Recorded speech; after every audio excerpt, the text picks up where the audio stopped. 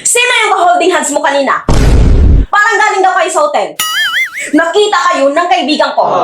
Katrabaho ko lang yun. Sweldo kasi niya. Kaya nang libre siya sa akin. Porket sahod at katrabaho, mag-holding hands na? Karelasyon mo yan, ano? Wala akong karelasyon. Maniwala ka naman. Kung hindi mo nga karelasyon, bakit kayo nag-hotel? Oo, may nangyari sa amin. Pero wala naman kaming relasyon. Walang karelasyon? Tapos may nangyari? Kalukuhan. Sinong niloko mo? Sinabi ko pa nga sa kanya, baka malaman mo eh. Sabi niya, wala naman daw nawala sa akin. Hindi naman daw niya ako binawasan. Umayag ka naman. At ginusto mo rin. Oo, kasi naalala ko sinabi mo na pag may humingi o nangangailangan, ibigay mo. Kung mayroon ka, kung kaya mo ibigay. Totoo talaga sinabi mo sa akin. Ang sarap sa pakiramdam pag nakatulong ka sa kapwa. Kung alam mo lang, kung nakita mo yung mukha ng tao, kung gaano siya kasaya nung napagbigyan ko. Bakit mo ginawa? Alam mo naman may asawa ka. Bawal ba tumulong kung may asawa ka na?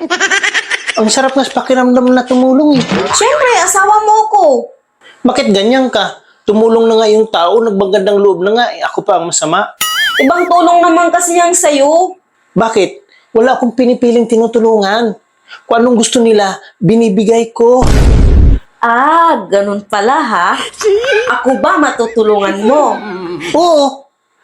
Kahit anong gusto mo. Period. Ah, ganun ba?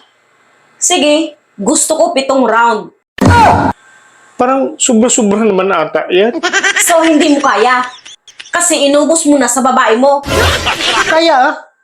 Kahit 10 pa eh. Sinusubukan mo yata ako. 7 sinabi ko sa'yo, di ba?